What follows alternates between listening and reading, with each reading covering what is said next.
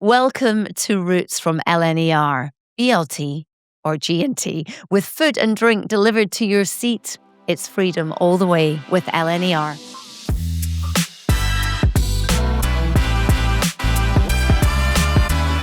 Hello there and welcome to The Quiet Coach on Roots from LNER. I'm Jenni Falconer, and in this episode, we are going to be diving very quietly into the travel mind of singer-songwriter Jack Savoretti. Jack, welcome to The Quiet Coach. Hello, thank you for having me. Do you ever do a quiet coach? I mean, I don't know if you've noticed, but I talk a lot. I don't. I was on the train the other day and I was on the phone, and it was only after hanging up I looked up and I'm underneath The quiet sign side. saying quiet coach, and I was like, oh. Yeah. I do now, like when I come into London a lot, I do actually drive. Like unless I'm traveling long term, if I'm doing just in and out, I drive so that I can talk. Because I'm not an emailer, I'm not a texter, I'm a talker. Yeah. So yeah. I mean, it's quite nice to be able to do that. Now, we have already talked a lot about traveling. You can hear all of that in the main episode. I mean, you have had some amazing experiences and traveled a lot. I heard that you spent some time over in the Bahamas. Is that true? I did, yeah. My dad did a crazy sort of adventure in the 90s, and him and this very dear friend of his from Germany, they kind of did this wild thing. Well, this gentleman had a sort of an island, which was called Pier Island, which is right next to Harbour Island. And it used to belong to Al Gore. And when Al Gore got picked for VP, he wasn't a good look for him to have his own private island in the Bahamas. Island in the Bahamas. And this was but it was derelict. Like we're talking like a broken tennis court with weeds coming to it. Like it wasn't glamorous. There was no running water, no electricity. There was a generator that kept it going. And there were these two little wooden shacks, like little bungalow wooden shacks. One actually was made of rock and one out of wood. And my dad had the little rock house. And it was this like a 1-bedroom shack with a sofa bed. And we used to go and spend like a month there every year. Oh, wow. And it was amazing because we'd like on one side, the next stop was Ireland, literally. And on the other side was Harbour Island. Which is, by the way, a very nice island. Beautiful. But there are pink sands there. I'm right in saying there's a pink sands hotel. There's a pink sands hotel, and the beach is literally pink. I've been horse riding on that beach. Yeah, Marty used to be a guy called Marty who used to run the horses. He was a very good friend of mine. I don't know if he's still there, actually. I haven't been for years. I also hear it's changed a lot. It was quite wild in the 90s. I think now it's become a lot more glamorous, like a lot of the Caribbean islands have, but in the Bahamas as well. But yeah, it was some of my fondest memories growing up. I mean, you went on holiday. Was it in the summer? No, we'd go a lot during the spring. Like we'd go now, so this was the time of year to go. I mean, you went to Bahamas as well. For if you haven't been to the Bahamas, I can hand on heart say, the photos don't do it justice. No, I agree. It is absolutely because stunning. The culture's awesome too. Like Bahamians are unique. Yeah. There's a wonderful way of life. I agree that the photos don't do it justice. I mean, it's crazy. Every time you jump into the sea, something is there. Like as a Mediterranean boy, you never think about sharks or barracudas or dolphins. You do in the Bahamas. Like you really do. Like you do not go in wearing anything shiny. You don't wear a watch. You don't take off your wedding ring. Like you don't go into the sea with anything. Now you're really worrying me because I actually went down. Covered in jewelry. Well, they've got these things there. They're like in the Bahamas. There's this thing it's like a jet ski, but it's got a hood.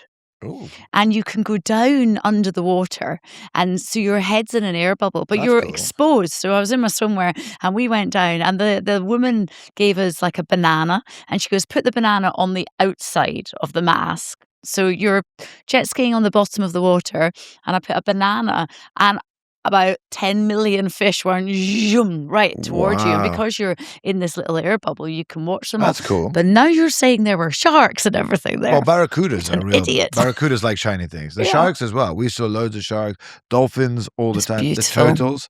Yeah. I mean, we'd have to, but it was wonderful because to get food, we had this little like Boston whaler with like 120 horsepower little engine in the back, like a real little like tender basically, to get to Harbour Island. And you'd have to go to the supermarket there and do all your groceries, and we'd always end up staying for dinner and drinking way too much and doing these crossings under moonlight. And it was so light you could read a map like as you were doing these crossings. But it was amazing because in the Bahamas they have all these sand like the different levels, but depending on the tide, when you're in the bays, some parts you would just be driving a boat and you'd just get stuck. Yeah. So we'd be driving home at night and you'd see like the local fishermen just stuck and they just go to sleep. They can't do anything. They just have to wait for the tide to come back up in the morning. But it sounds amazing. It sounds very Huckleberry Finn style stuff. It was really wild. I mean, I keep wanting to take my kids, but it's insanely expensive to go now.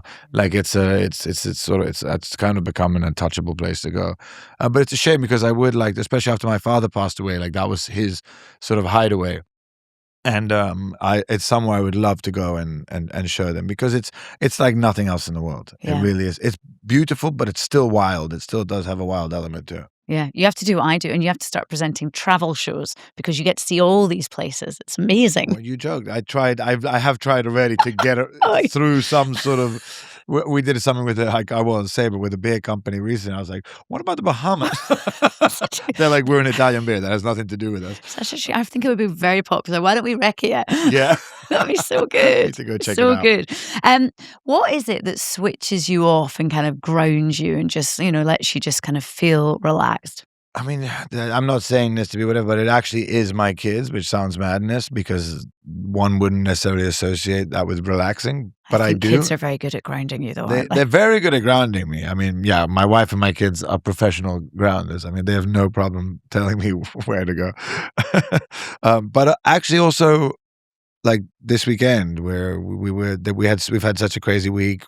Both my wife and I, she's got an amazing art show coming up, and this weekend we were supposed to do so many things, and all of us around breakfast just yesterday morning, including the kids, were like, "Can we not do anything? Can we just all be together this weekend?"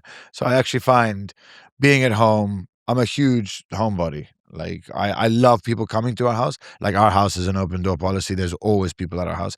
But I just being at home with my children is where I properly like unwind. Yeah, I mean, I think a lot of people can relate to that. Doesn't matter where you are, what you're doing. Sometimes just being at home just gives you time to just take a breather, doesn't it? Yeah, it's just, and again, I think with age, you really, really value it more, especially when you do have that, the barometer of children, that where you see time passing through them.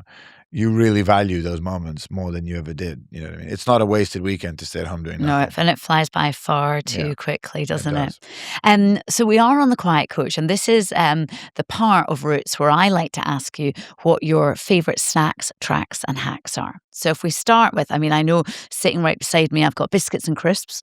And by the way, if you're on the train, there'll be a little QR code on the seat, and just scan that and put it in your phone or whatever, and then you will be able to order snacks from your seat, which is a joy.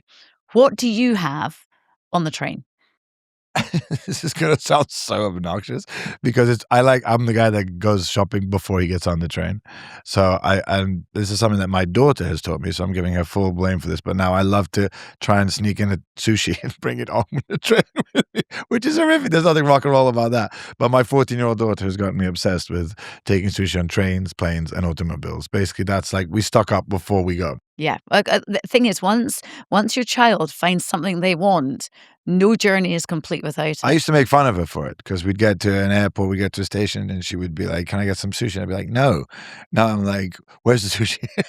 I feel like my daughter loves sushi, but before we get on any flight, we have to go to W.H. Smith's and buy. There's a thing called the Simply Ham. We have to buy Simply Ham. It's just a ham and bread. That's it. Ham amazing. And bread. And if it's not on that W, we have to walk to the other side of the airport to get to the other W. To get them, we have to buy two. One from the plane and one for when we get there, just in case there's no food that she likes. Honestly, it's a routine. Planning ahead. I know.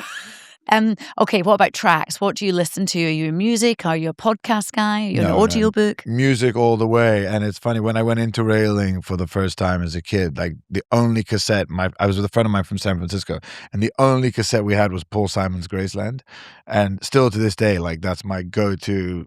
The minute that boom, like the actual album starts with like a chug, like a sort of train. Like so, the minute I get on a train, I just put Graceland on. Did you say it was a cassette as well? It was back a cassette. In the cassette days. It was a cassette with we had one of those little, not a cool boombox. Like it was like the boombox was like that big with like a little handle, and we were really obnoxious. We wherever we'd go, we just put Paul Simon's Graceland. But that's how we made friends. Either people told us to shut up, or they were like, "Hey, do you guys want a beer?" Yeah. So it was like one or the other. Yeah, but that's what we said. Music does bring everyone together in some way.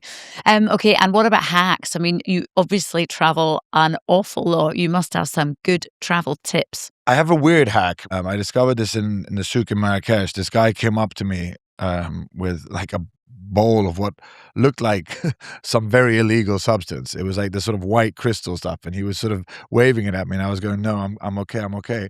And my wife actually said, "No, you got to try this stuff. It's amazing," which also surprised me because I didn't really know what it was yet. I was like, "What's happening here?" It's basically, I do not know what this is, but in Marrakesh you can get it's in the herb square, which is in the souk. If you've been to Marrakesh, there's this one square which is famous for all these different herbs and everything. And they basically, it's like crystallized eucalyptus.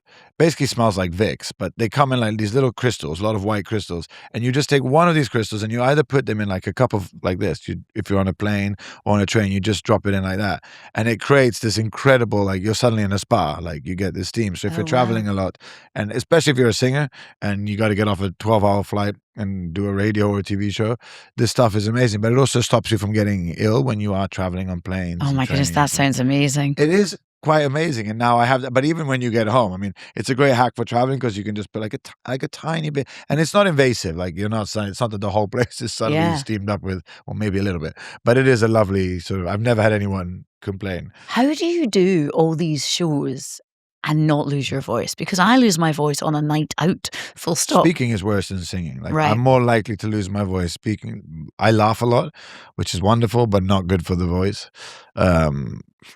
Yeah, I do lose my voice. I mean, as you can hear, I'm not very disciplined with my voice, but my voice is also a reflection of my life. So I try not to get too, I'm not a singer. Like, yes, I sing, but I don't know. I put life before that. Like my voice is going to sound like what I'm living at that moment. That's what I always tell myself. It's a great way of looking at it, though. It really is.